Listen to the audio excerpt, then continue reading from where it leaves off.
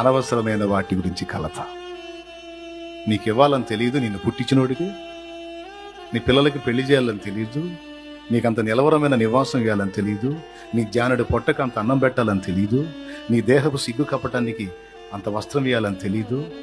ఆదామహవల సిగ్గు కప్పటానికి ఒక జంతువుని బలి చేసి దాని చర్మం ఒలిచి చొక్కాయలు గుట్టించిన దేవుడు, ప్రభు అయిన క్రీస్తు తను తానే ఆహుతించుకొని తానే మహిమ వస్త్రమై మనల్ని కప్పుకున్నాడు.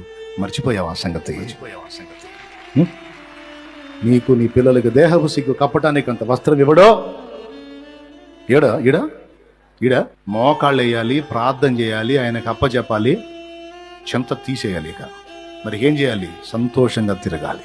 ఆత్మ సంబంధమైన సంగతులు ఆలోచించకుండా ఈ శరీర సంబంధమైన వాటిని తెచ్చి వాడు నీ మైండ్ని డిస్టర్బ్ చేస్తాడు. తెలివిగలవాడివైతే ఇక వాటి గురించి చింతించడం వదిలే. నీకెప్పుడు ఏది అందాలో నా తండ్రి చూసుకుంటాడు, ఆయన ఇస్తాడు.